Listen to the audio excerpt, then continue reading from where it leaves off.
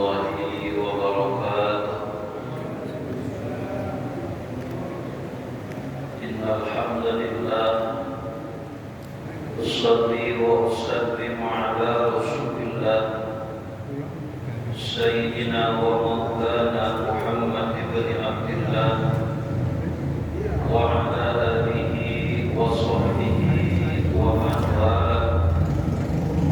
أشهد أن لا إله إلا الله وحده لا شريك له، وأشهد أن سيدنا ومولانا محمدا عبده ورسوله لا نبي بعده. صل وسلم على هذا النبي الكريم وعلى آله وأصحابه الطاهرين المتمسكين على منهجه القويم إلى يوم الدين. أما بعد، سبحانك لا علم لنا إلا ما علمتنا إنك أنت العليم الحكيم. رب اشرح لي صدري ويسر لي أمري واحلل عقدة من لساني يفقهوا قولي. اللهم زدنا علما وارزقنا فهما وآتنا الحكمة وألحقنا بالصالحين برحمتك يا أرحم الراحمين. آمين يا رب العالمين. Hadirin rahimakumullah yang dirahmati Allah Subhanahu wa taala, dalam rangka memenuhi kewajiban eksistensi kehidupan yang Allah takdirkan kepada kita sebagai manusia, sebagaimana Allah Subhanahu wa taala terangkan, wa ma khalaqtul jinna wal insa illa liya'budun. Tidaklah aku ciptakan jin dan manusia termasuk kita, maksud dan tujuannya illa liya'budun, kecuali beribadah. Maka syukur adalah menggunakan pemberian sesuai dengan maksud dan tujuannya. Nikmat berupa kesehatan, waktu, dan usia Allah berikan illa liya'budun, untuk beribadah. Maka manusia yang tunduk patuh beribadah menyembah Allah Subhanahu wa taala secara tidak langsung, dia adalah manusia yang bersyukur. Karena disebut syukur, kehidupannya digunakan sesuai dengan maksud diberikannya. Maka mereka yang membangkang, tidak tunduk, tidak patuh, tidak menyembah Allah Subhanahu wa taala, sebaliknya daripada syukur, yaitu kufur. Kadang manusia menganggap baik dengan versi masing-masing, maka kebenaran itu harus dikembalikan kepada sumber kebenaran, tiada lain adalah Al-Quran. Maka pada kesempatan ini hadir dan duduknya kita hingga menjelang adzan isya berkumandang, membicarakan pentingnya ilmu dan amal soleh, memupuk kekuatan hidayah dan taufik. Mudah-mudahan Allah Subhanahu wa taala senantiasa membimbing, menuntun kita menjadi hamba-hamba Allah Subhanahu wa taala. Ihdinas siratal mustaqim, siratal ladzina an'amta 'alaihim ghairil maghdubi 'alaihim waladdallin. Mari sama-sama niatkan tawajukan hati, luruskan niat, disertai niat iktikaf, duduk dan hadir menetapkannya kita pada masjid ini.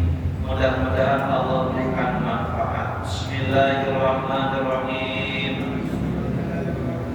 Nawaitu ta'alluma wa ta'lima wa tazakkura wa tazkira wa naf'a والانتفاع والإفادة والاستفادة والحث على التمسك بكتاب الله تعالى وسنة رسول الله صلى الله عليه وسلم والدعاء إلى الهدى والدلالة على الخير وابتغاء وجه الله ومرضاته وقربه وثوابه سبحانه وتعالى والحمد لله رب العالمين. Hadirin rahimakumullah yang dirahmati Allah Subhanahu wa taala, Asy-Syaikh Dr. Muhammad Ali As-Sabuni dalam buah karyanya Fi Qurudis Sunnah, salah satu tema yang beliau angkat berkaitan dengan keimanan dalam ruang lingkup atmosfer kehidupan hamba-hamba yang beriman. Diriwayatkan dari para sahabat an Abi Hurairah radhiyallahu anhu anna Rasulullah sallallahu alaihi wasallam qala, di dalam disiplin ilmu hadis ada yang dinamakan dengan hadis marfu. Hadis marfu adalah hadis yang bersumber daripada Rasulullah. Di dalam hadis itu struktur komposisinya ada 3 bagian. Ada namanya sanad, ada matan, ada rawi. Apa itu sanad? Silsilah sumber informasi. Dari siapa, dari siapa, dari siapa, dari siapa, dari siapa, dari siapa, sampai kepada sumbernya Rasul, sahabat atau tabi'in. Disebut silsilatur rijal. Siapa dan dari siapa, lintas generasi, disebut dengan sanad. Maka ilmu pun ada namanya sanad ilmu. Bila mana Bapak ditanya dari mana belajarnya tentang sholat, dari ustaz ini dari gurunya, dari gurunya, dari gurunya, dari gurunya, dari guru, sampai namanya sanad ilmu. Kalau Bapak ditanya dari mana Bapak belajar sholat, dari Google dari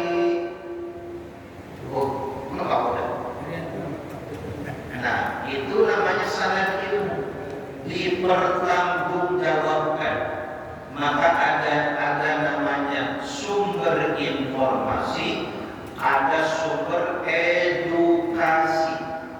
Kalau hanya informasi sekedar tahu, baca buku silahkan, dari medsos silahkan, dari majalah silahkan, dari orang silahkan. Itu namanya sumber informasi. Sekedar tahu namanya pengetahuan, dan belum tentu benar, maka di cross check, dibenarkan. Fas'alu ahla dzikri in kuntum la ta'lamun. Kalau mentok tidak ngerti, ini maksudnya apa sih di medsos begini, nanya. Ini maksudnya di buku ini, tulisan ini maksudnya apa sih, nanya. Maka ada namanya sanad ilmu. Dari mana, dari siapa, sampai ke sumbernya. Itu rantai yang akan dipertanyakan, namanya pertanggungjawaban ilmu amaliyah. Maka tidak bisa agama ini belajarnya autodidak. Bayangkan kalau baca Quran belajarnya autodidak, lampu merah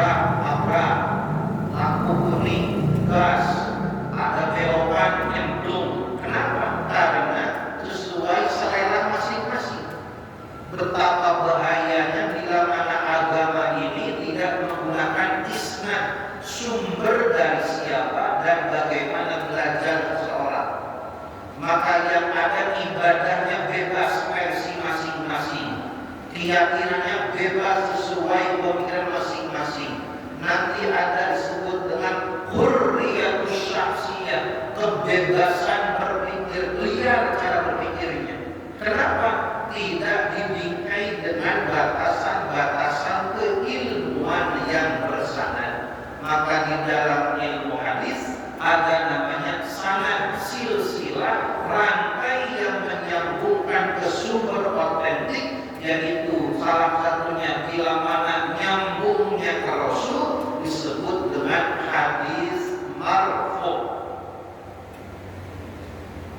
Bagian setelah sanad ada namanya matan. Apa itu matan? Redaksi hadisnya. Apa yang disebutkan oleh Rasul, bagaimana sahabat menyampaikan, disebut badan inti daripada hadisnya. Kalau silsilah sumbernya disebut dengan sanad. Setelah sanad ada kepala, ada tubuhnya, disebut dengan matan. Yang mempopulerkan, yang menelaah, yang menganalisa kebenaran hadis ini disebut dengan rawi. Maka kalau di buku-buku terjemah itu ada di bawah HR, bukan hari raya. Hadis riwayat, nah disebut rawi. Umpama HR Bukhari artinya hadis riwayat Imam Bukhari, berarti yang meriwayatkan, mempopulerkan, melacak, menganalisa kebenarannya, dikumpulkan disebut dengan hadis riwayat Bukhari. Maka ada namanya sanad, ada namanya matan, ada namanya rawi. Bila mana belajar ilmu tanpa sanad, seperti halnya masuk rumah lewat atap. Siapa tuh namanya? Kalau ke rumah lewat atap siapa namanya? Nah itu. Al ilmu kal buyut. Ilmu itu ibarat rumah. Fala tatuha illa min abwabiha. Etika dalam disiplin ilmu, ilmu itu ibarat rumah. Fala tatuha illa min abwabiha. Janganlah engkau datang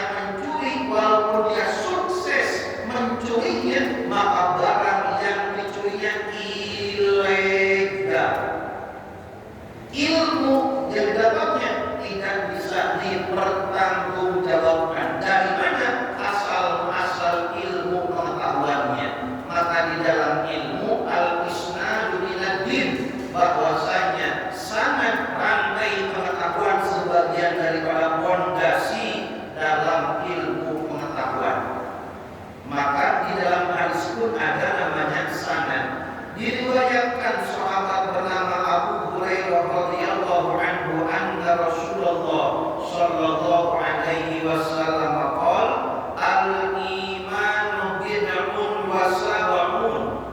Iman itu ada 77 cabang. Ini hanya ilustrasi saja. Bukan berarti iman itu hanya 77, tapi intinya cabang utamanya ada 77 cabang utama dalam nilai-nilai identitas keimanan. Singkatnya apa? Orang yang mengaku iman minimal memiliki daripada cabang-cabang keimanan ini. Jangan sampai imannya cuma iman lipstik, cuma nempel di bibir doang. Imannya cuma iman notabene kependudukan, hanya tulisannya di kartu tanda penduduk agama Muslim, tulisannya doang.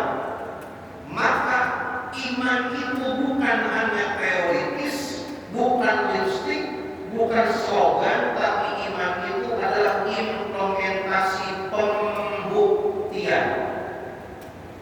77 cabang keimanan. Syu'batan fa'afdoluha. Dari 77 itu yang paling tinggi, rating tertinggi nomor 1 nilai keimanannya adalah memahami, menghayati, mendalami, mengamalkan esensi daripada la ilaha illallah. Itu nilai iman tertinggi. Wa adnaha, dan ada pun batas terendah. Nah, apa batas terendah indikasi seseorang beriman disebut beriman? Indikasi keimanan orang beriman disebut dia beriman. Indikasinya adalah adnaha, yang paling rendah orang disebut beriman itu imaqatul adza anit thariq, menyingkirkan duri di jalan.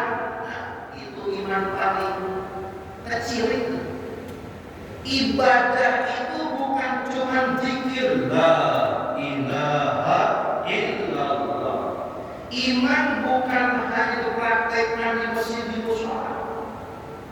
Tempatnya praktek iman bukan hanya di majelis taklim, bukan hanya di depan Quran, bukan hanya memegang tasbih, bukan hanya berdiam iktikaf di masjid, di mushola, bukan hanya merenung di tengah malam, tapi tanda keimanan ibadah itu pun yang dianggap sepele adalah menyingkirkan duri dari jalan. Jika duri yang kecil saja di jalan harus disingkirkan, apalagi mobil yang sembarang parkirnya. Coba itu. Jika duri di jalan disingkirkan, supaya apa? Supaya orang yang menggunakan jalannya enak, menggunakan jalannya nyaman, menggunakan jalannya keamanan. Kenapa? Tidak ada duri di jalan, tidak ada halang rintang hambatan, tidak ada yang membatasi fungsi daripada fasilitas itu. Bila mana duri kecil saja bagi orang yang beriman disingkirkan sebagai tanda keimanannya, apalagi tidak sembarangan parkir mobil di jalan umum.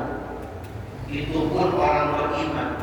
Orang beriman akan menempatkan di mana tempat yang seharusnya. Maka di berbagai tempat ada banner ini mengamalkan hadis ini. Apa pesan-pesan bannernya? Sediakan gerasi terlebih dahulu sebelum Anda beli mobil, karena jalan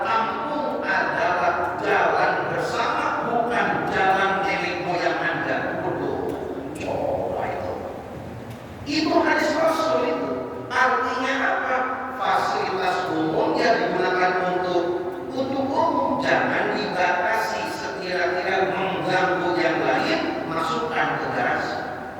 Maka orang yang beriman ada rasa empati, ada rasa simpati, rasa ada kecemburuan, tidak ada yang namanya masa bodoh.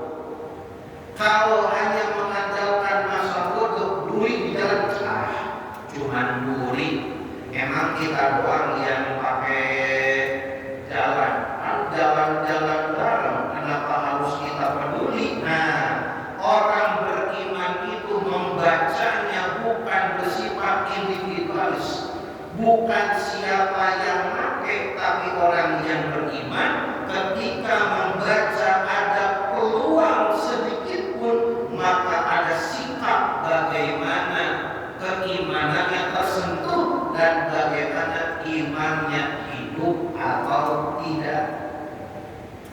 Bila mana ada hal-hal yang mengganggu kepada saudaranya dan orang beriman cuek, mau tidak mau masa bodoh, gampang, tinggal cek keimanannya aktif atau tidak, pulsanya ada atau tidak.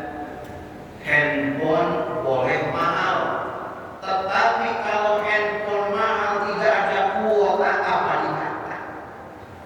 Handphone doang kantling, tetapi kuotanya tidak ada, sinyalnya tidak ada, telepon tidak bisa, miss call tidak bisa, kirim pesan tidak bisa. Kenapa? Tidak ada sinyalnya. Apa sinyalnya? Kekuatan keimanan. Maka di antara adna imaqatul adha anit thariq, terendah tanda orang yang beriman tidak cuek, tidak masa bodoh atas segala sesuatu yang akan memberikan manfaat bagi orang lain. Jangan sampai pohonan yang ada di halaman kita, padahal pohonnya ditanamnya di tanah kita, ditanamnya di halaman kita.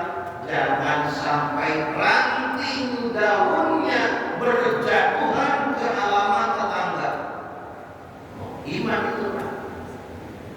Pohonnya punya kita, tapi jangan sampai daunnya, rantingnya jatuh ke halaman tetangga.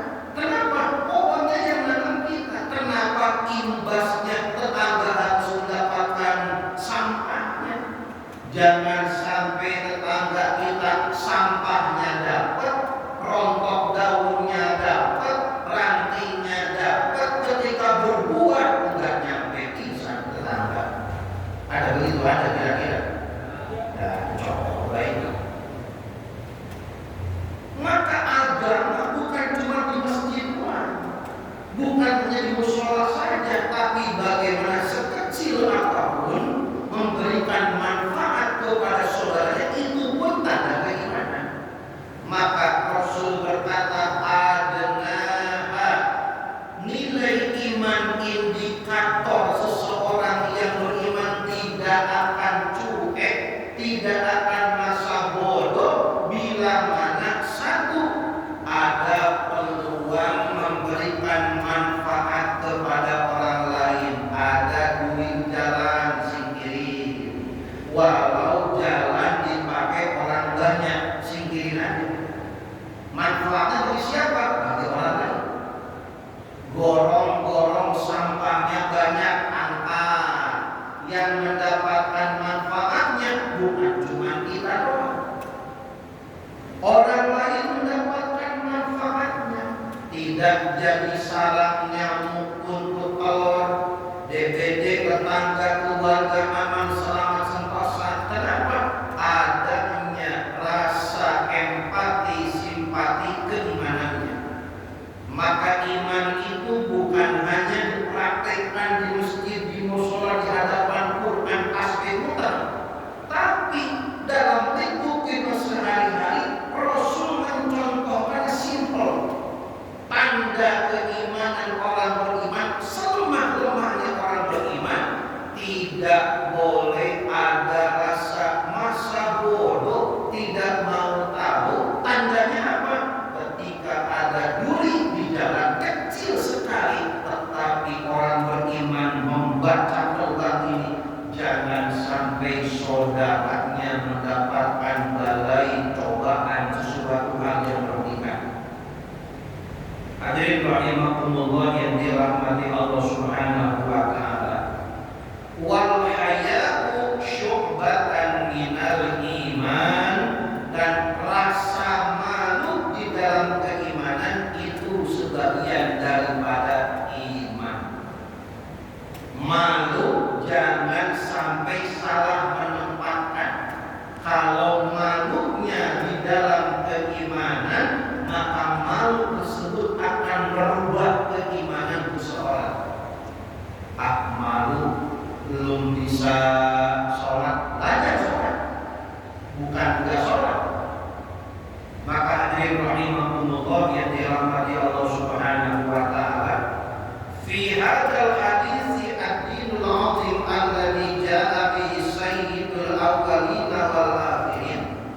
Dalam nasihat hadis ini, agama yang agung, agama yang mulia, yang disebarkan dan diedukasikan oleh Rasulullah kepada para sahabat khususnya, umumnya kepada semua umat hingga akhir zaman.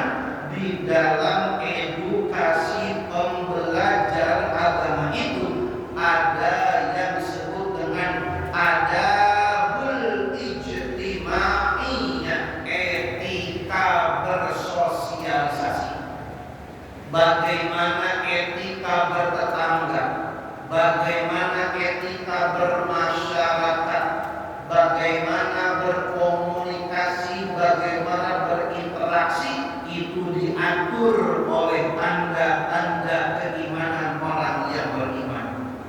Maka ucapan seseorang, sikap seseorang, langkah seseorang itu menunjukkan nilai frekuensi kekuatan keimanannya. Orang berkata apa yang diomonginnya, apa yang dibicarakannya, itulah nilai keimanan simpulan. Bagaimana tindak tanduk perilakunya, itulah nilai keimanan simpulan. Maka iman tidak kelihatan, tetapi indikasi adanya iman kelihatan. Iman itu seperti air di dalam teko, nggak kelihatan, yang kelihatan tekonya aja. Tetapi isi teko itu akan berbanding lurus dengan ujung tekonya. Air yang ada di dalam teko, kita nggak tahu airnya ini air apa, air A, air B, C, D, E, kita nggak tahu. Yang kelihatan tekonya aja, yang kelihatan ceretnya saja. Bagaimana supaya kita tahu isi air dalam teko isinya apa? Tuangin. Maka isi teko akan berbanding lurus sama dengan ujung tekonya. Bila mana isi tekonya kopi, yang keluar kopi. Bila mana isi tekonya susu, yang keluar susu. Bila mana isi tekonya air mineral, yang keluar. Bila mana isi tekonya air comberan, yang keluar air comberan. Maka iman itu gak kelihatan. Kelihatan imannya dari mana? Lihat kata-katanya, lihat ucapannya, apa yang dibicarakan, apa yang disampaikan. Mulut itu ujung teko, tangan itu ujung teko, kaki itu ujung teko. Ketika manusia duduk terdiam, tidak ada yang tahu frekuensi keimanannya. Tapi ketika bergerak, ketika berbicara, kelihatan. Oh, ternyata si fulan mulut bicaranya begini. Umpamanya, bagaimana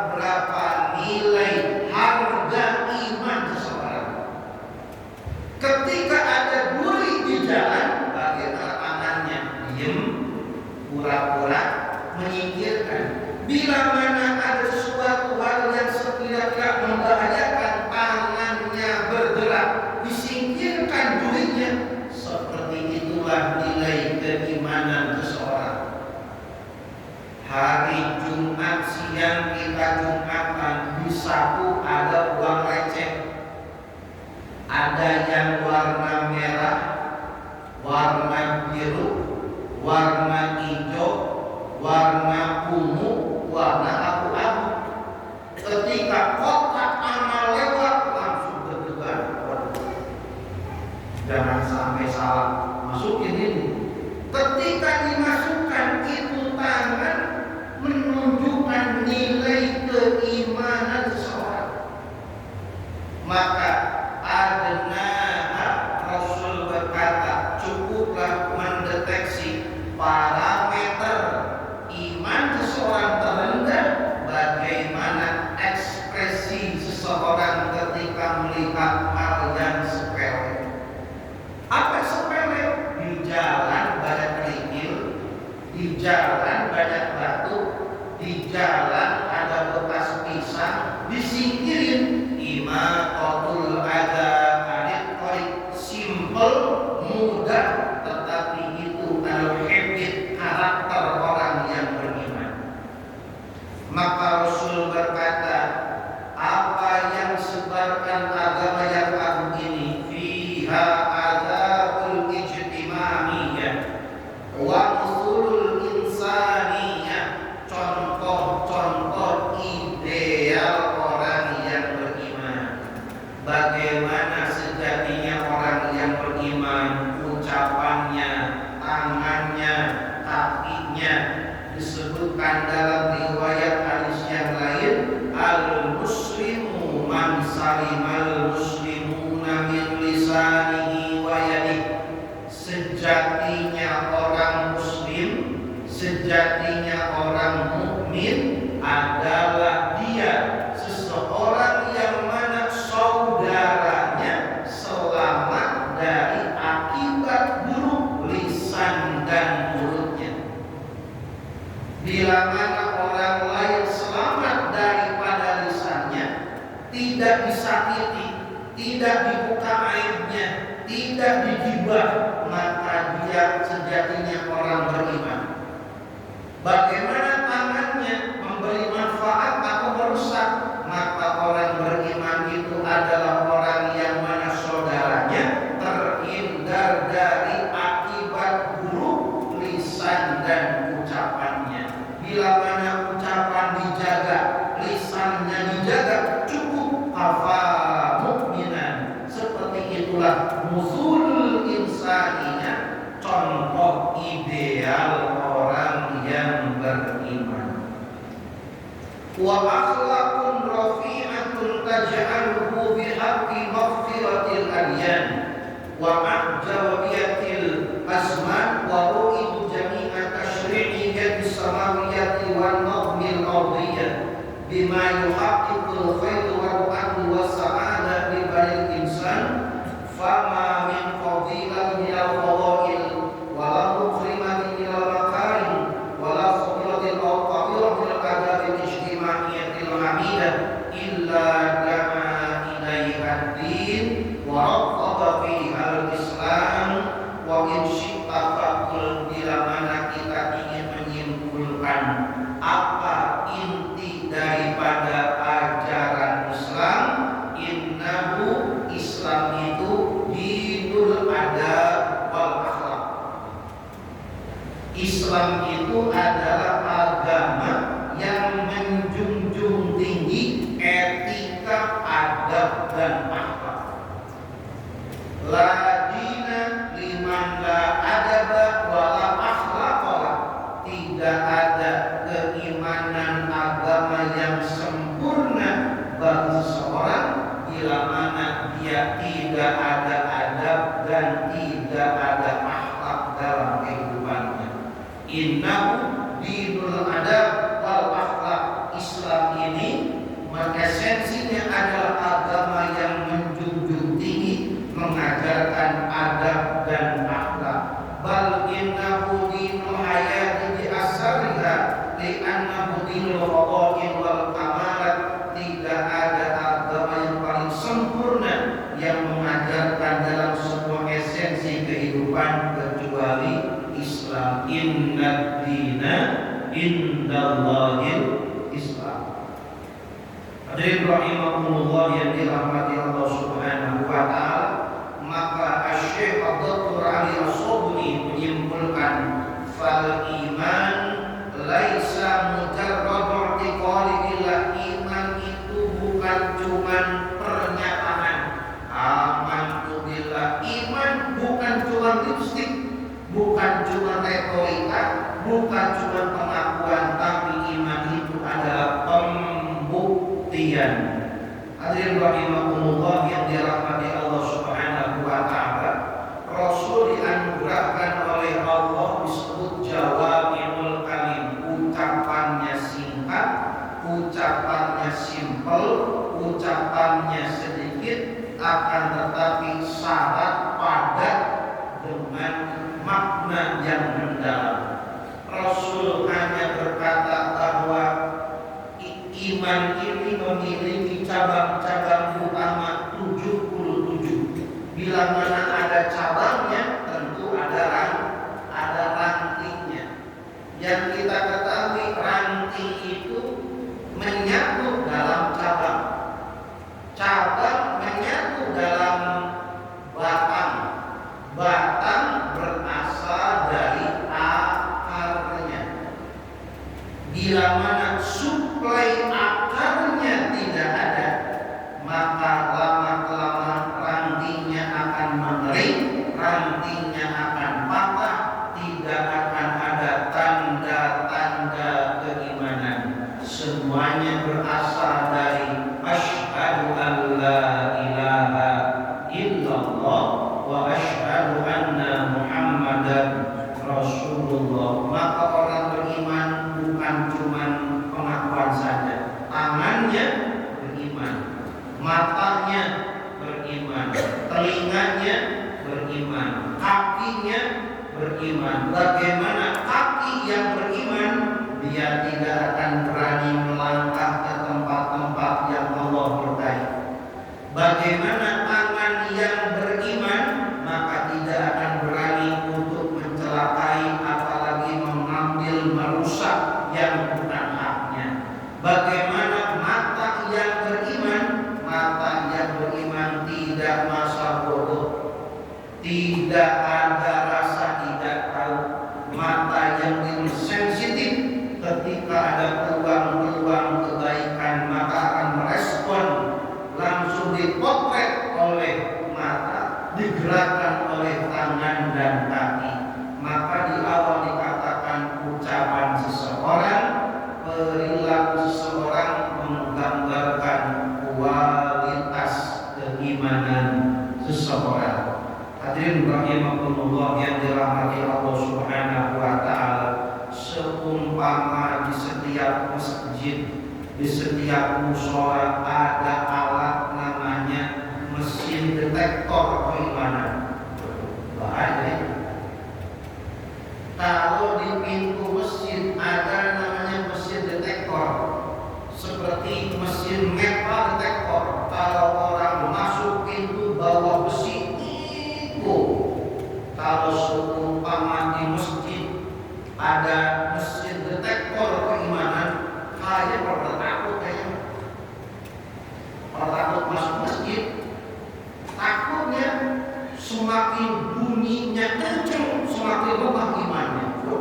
Ketahuan nanti Pak Haji Pak Ustaz, disebutnya Ustaz, pas ikut ternyata Ustaz cuma ngomong doang, nanti cuma penampilan doang. Ternyata iman bukan nempel di peci, iman bukan nempel di aksesoris, iman bukan nempel pada satu bentuk ucapan, tetapi iman adalah pembuktian.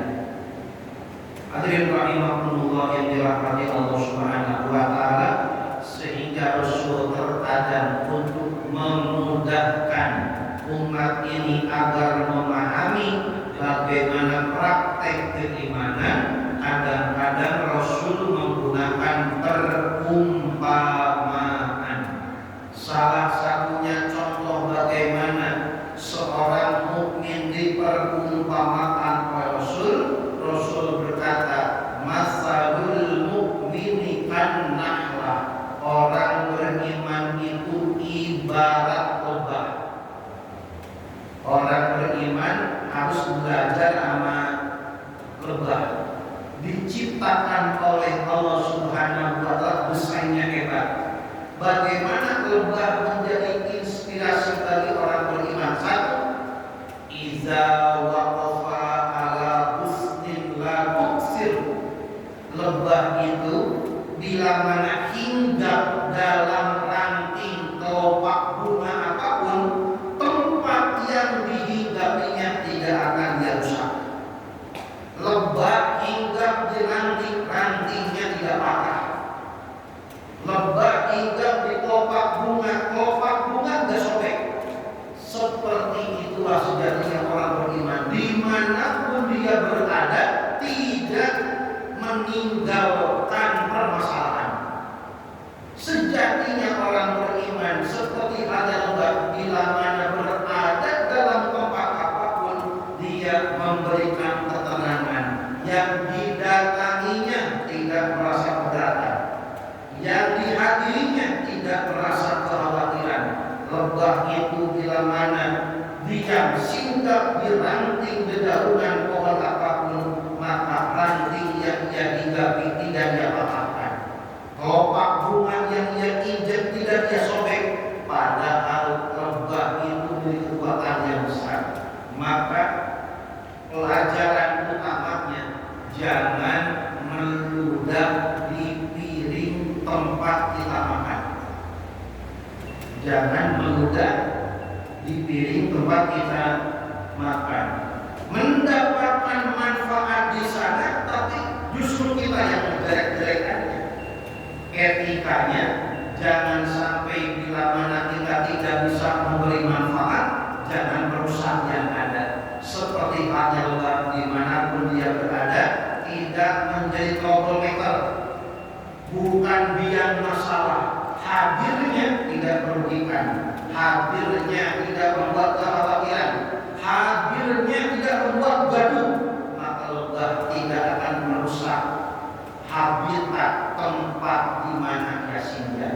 Maka orang beriman sejatinya menjaga ucapannya, menjaga tangannya, menjaga kakinya, seperti halnya lebah, dimanapun dia berada, tidak merugikan tempat yang dia hinggapi, tidak merusak apa yang ada, dan tidak memberikan kegaduhan, kekhawatiran di mana dia berada.